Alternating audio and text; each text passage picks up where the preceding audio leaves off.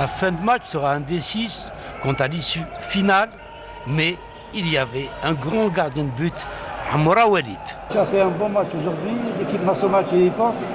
ان شاء الله علاش لا ان شاء الله يا ربي جاني جايز في الكاتيجوري ان شاء الله نخدموا الفوق ان شاء الله شحال عمرك؟ 21 الله يبارك. الله يسلمك.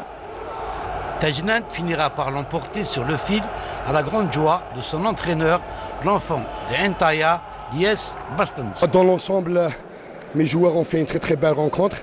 Il faut savoir que le JSP, c'est une équipe assez forte. Pour moi, individuellement, elle a le meilleur effectif d'Algérie. Je pense que leurs joueurs jouent en équipe nationale, même ceux qui ne jouent pas en équipe nationale, sont susceptibles à jouer en équipe nationale. Je pense que mes joueurs ont fait une très très belle partie. Alhamdoulilah, avec le travail, une victoire qui peut-être fera réagir les autorités de la wilaya. Cette jeune équipe, la veille, n'était pas sûre de son déplacement sur Alger. Une équipe qui n'a aucun sou depuis près de 2 années. Ni la piscine, ni n'importe quel. Le problème c'est que quand on dit Tajnant, on dit les hommes d'affaires. Mais سامحوني عندنا des hommes d'affaires اللي يروحوا uniquement vers le football يدعموه. مي الحمد لله يا ربي حقرونا نقولها بالدرجه حقروا ليكيب تاع الهوند كي ريبريزونت بيان لا دايره دو تاجنانتي لا ولايه دو ميلا. مي الحمد لله ربي ما خيبناش وربي نصفنا وفوالا لي ريزولتا. هاد لا فيكتور هذه مش راح تحرك شويه الامور. مي جيسبر بيان كو ما تعديش اينا بيرسي ماغري كانت عندي اون فيكتوار كونتر لو جي اس بي اون سوا ديزون في لا كوب دالجيري. مي كانوا دي فوس بروميس وين كانوا وعدوني شغل اون بريم ولا اون سيبونسيون دو كاليفيكاسيون. مي نساوني فيها مي الحمد لله يا ربي. جيسبر بيان كو لا فيكتوار هذه ولا لي دو فيكتوار سواء في لا بروميير جورني ولا لا دوزيام جورني يكونوا عندهم صدى كبير. Jusqu'à quand la seule volonté des dirigeants et joueurs de l'équipe va-t-elle tenir devant le silence des autorités de la ville de Tajnant?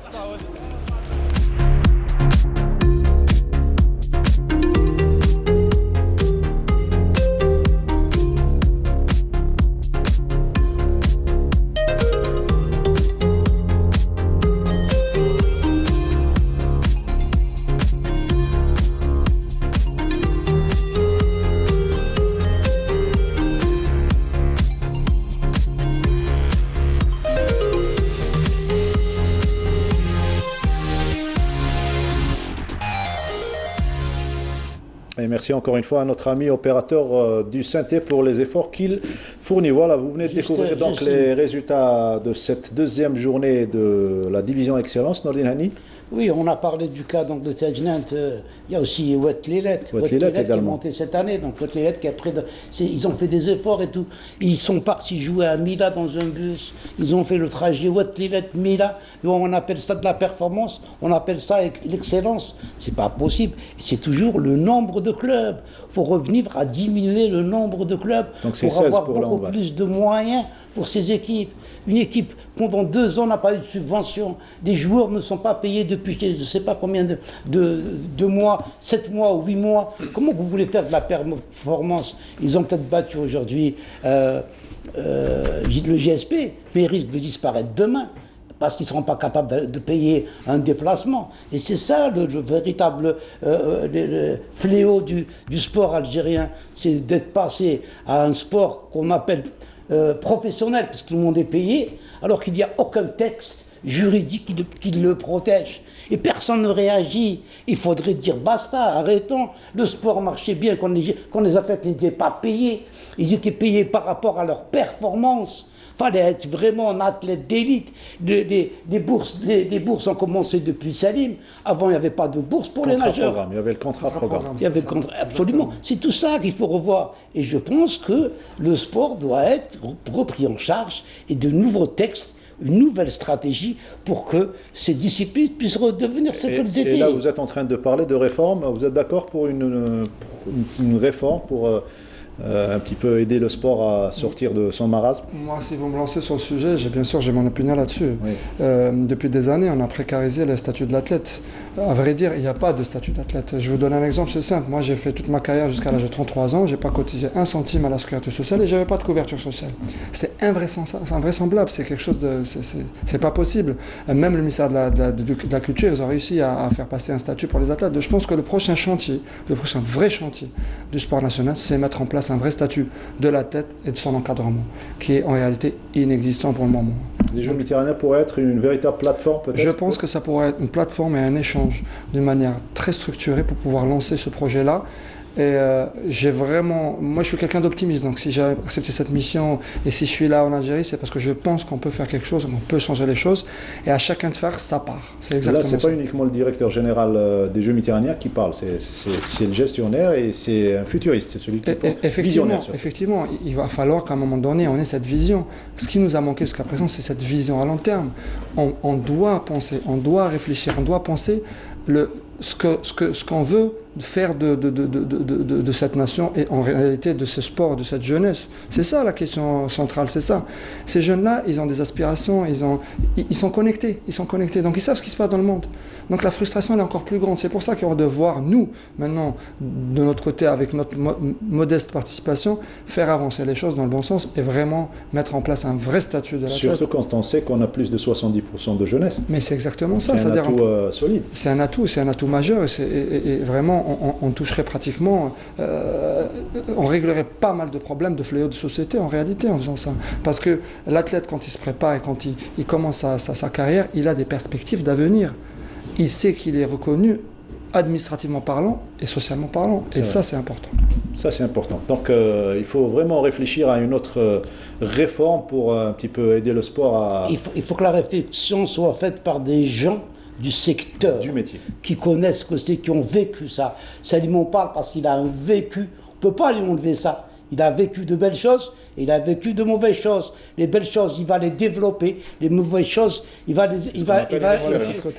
c'est tout. Donc me ramener des gens qui n'ont rien à voir avec le sport. La gestion du sport. Parce qu'il y a l'éducation physique, il y a le sport.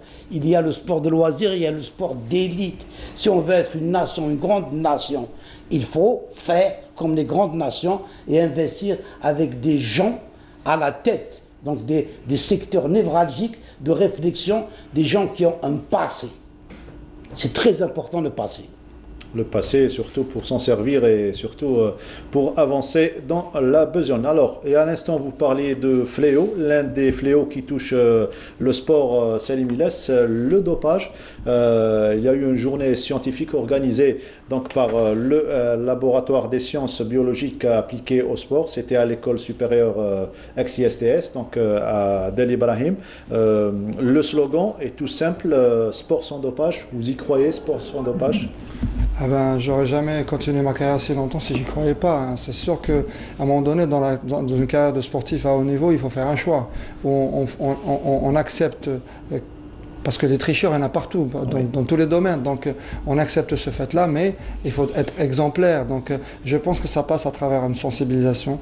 Et il y a vraiment très peu de communication au niveau de la formation des cadres déjà, et même au niveau de la formation des écoles de jeunes, parce qu'on tombe très vite dans la dérive. C'est-à-dire que les gens ne sont pas conscients, que ce soit les parents d'ailleurs ou les entraîneurs. Les athlètes, c'est des victimes en réalité. Les jeunes athlètes, c'est des victimes, ils subissent le dopage. On ne décide pas jour au lendemain de se doper. C'est un process lent, pernicieux, progressif. Et on a l'impression que c'est anodin, on commence par une vitamine C, ça se termine par de l'EPO par exemple. Je caricature, mais en réalité, si on sensibilise, si on fait des campagnes de communication où on dit que la santé, c'est ça le capital de tout un chacun. Voilà ce qu'on peut récolter. C'est exactement ça. Et là, vous faites bien d'exposer réellement la réalité moi, je voudrais du juste terrain. ajouter, pour terminer ce qu'il a dit, moi je trouve que c'est aberrant de pénaliser uniquement l'athlète. Tout à fait.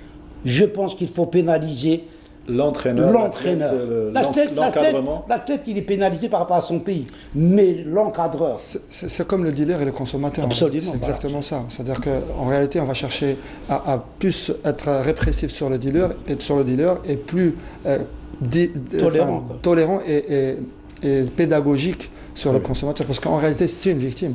Alors, pourquoi je voulais avoir votre avis sur le slogan un sport sans dopage? Je sais que vous y croyez, bien évidemment, mais la réalité, elle est tout autre. Et vous savez mieux que moi qu'il y a certains entraîneurs, par exemple en athlétisme, qui disent à leurs athlètes que pour descendre, par exemple, sur les 10 secondes, sur le 100 mètres, il faut à tout prix prendre des produits dopants. Ah ben moi, ça, j'y et crois ils arrivent pas. à les convaincre. Honnêtement, j'y crois pas parce que moi, j'ai réussi à nager. J'avais fait 49 secondes 00. J'étais la 3e performance mondiale de l'année. Et je peux vous dire que pendant longtemps, on me disait que je nagerais jamais sous les 50 secondes si je prenais pas. J'ai parti à 53, je pense. Je suis parti à 53 secondes et les gars de ma génération nageaient déjà 50 secondes au 100 mètres. Donc, c'est cet état d'esprit, c'est un état d'esprit d'échec qu'on met en place pour pouvoir récupérer ces athlètes-là, pour pouvoir mettre en place tout un processus de dopage et tout ça. Et vraiment, nous, les Algériens et le monde médical, parce qu'en réalité, ça marche ensemble, la sensibilisation et la pédagogie. C'est ça les axes majeurs de... Un laboratoire typiquement algérien à l'occasion des Jeux méditerranéens, ça pourrait se faire? Je pense que c'est en train de se faire. Je pense qu'à un moment donné, ils sont en train de lancer... D'ailleurs, c'est Dr. Pour le moment, on n'a pas de... On n'a pas, exactement. Ça devait se faire à l'époque du professeur Tahmi. D'ailleurs, on avait même visité l'installation, ils voulaient le faire. Et puis comme c'est du business, c'est du business. Et c'est coûteux. Business, c'est coûteux, mais il y a toujours des solutions. Très bien, il y a toujours des solutions. En tout cas, pour revenir sur cette journée scientifique, il faut savoir qu'il y a eu beaucoup de thèmes qui ont été abordés, entre autres effets positifs ou méfaits chez les sportifs, programme de contrôle dans le monde du football, le contrôle antidopage en milieu sportif, les autorisations à usage thérapeutique. Et à présent, on va écouter les principaux intervenants, à commencer par M. Mokhtar Boufaroua, qui n'est autre que le directeur du laboratoire des sciences biologiques appliquées au sport. On l'écoute. Notre laboratoire compte activer pendant l'année et accompagner justement beaucoup plus les structures du mouvement sportif national. Dans ce cadre, nous avons programmé un certain nombre d'événements scientifiques qui justement va à travers l'accompagnement de ces structures du mouvement sportif national, qui sont les ligues, fédérations et associations sportives nationales. Dans ce cadre, nous avons commencé justement l'organisation de cette journée scientifique antidopage qu'on appelle Sport sans dopage. Nous avons organisé cette journée pour les professionnels du sport, notamment les fédérations sportives, clubs du sport, clubs sportifs, médecins du sport et les enseignants, chercheurs et étudiants des instituts de sport et instituts d'éducation physique et sportive, dans le but, bien entendu, de sensibiliser sur les dangers du dopage et présenter la réalité et les perspectives qui sont en train d'être menées pour lutter contre ce fléau. On est une agence nationale antidopage, on est membre de l'organisation régionale antidopage, on est surveillé, supervisé par l'agence mondiale antidopage. Je pense qu'on est dans les normes. C'est vrai qu'on n'a pas un pourcentage très élevé d'athlètes dopés, Dieu merci. Parce que peut-être qu'on ne fait pas assez de contrôle ou nos athlètes ne se dopent pas comme le font les athlètes d'autres nations, parce qu'il faut savoir que se doper, ça coûte très cher aussi.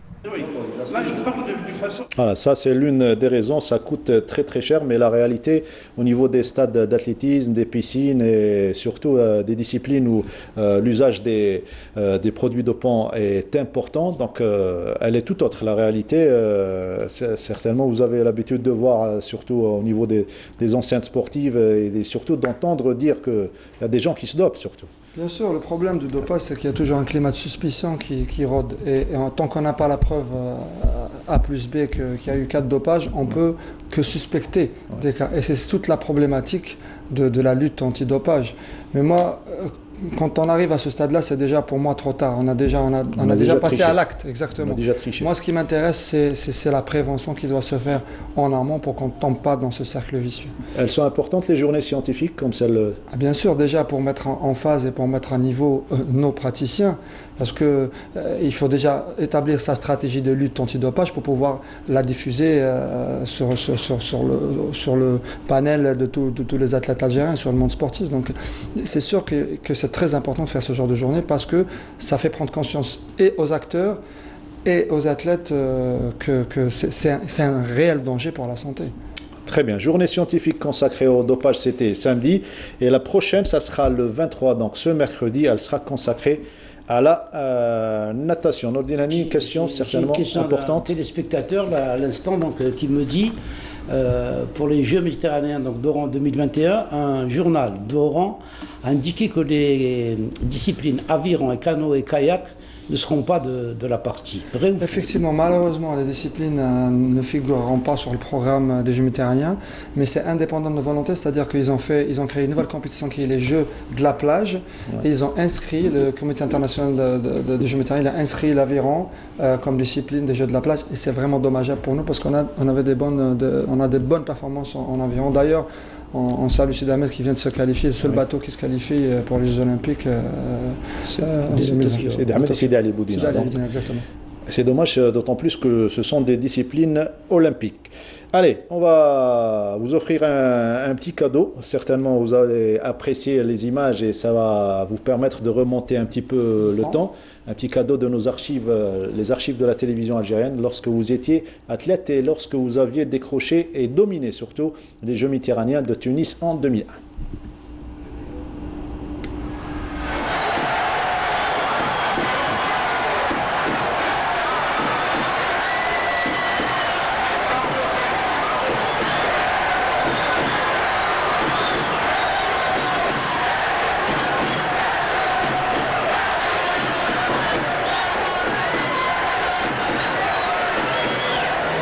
ما يحبش يخسر سيرتو كي يشوف الشعب ويشوف جمهور كبير ويسيبورتي فيه في ماذا به ما يحبش يخسر.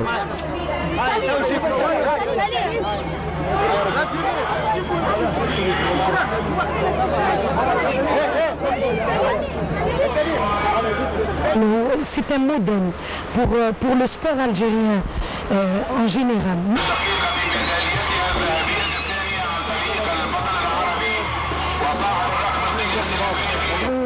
Je lui dis merci pour nous et pour toute l'Algérie.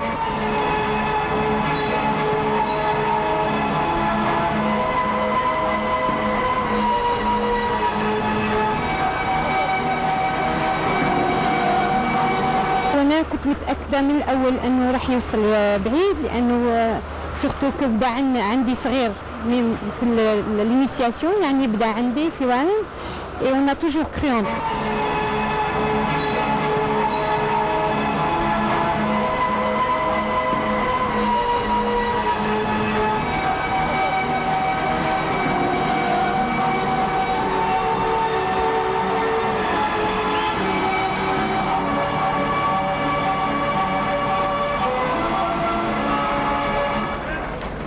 وسليم الى ايفولوي كما كان في الجزائر وبعد ما راح دروك نجمو نقولوا بانه السباح محترف اللي هو معروف على الساحه الدوليه وكل المدربين رانا نشوفوا هنا كل المدربين تاع كل الدول عندهم يشوفوا سليم كسباح جزائري والسباح اللي يمثل السباحه ككلها في اخلاقه في التدريب نتاعو في المعامله تاعو مع كل السباحين وهذا شيء يشرفنا ويشرف الجزائر كلها.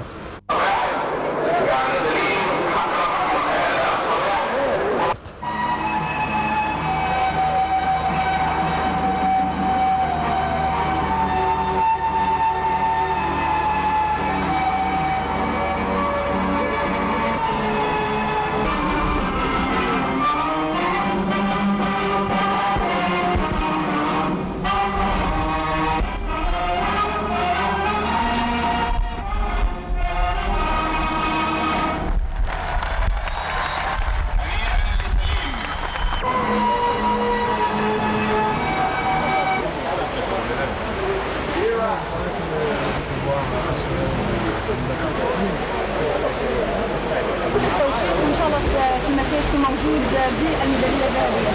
انا عندي حاجه نشكر الجمهور سبيسيالمون التونسي لانه هنا في شجعنا كثير وعلى بالي بالجمهور الجزائري اللي في الجزائر يتفرج اليوم كان يستنى في هذه الميداليه ثاني ونشكر كثير لانه بلادي هو ما نوصلش لهذه المرحله.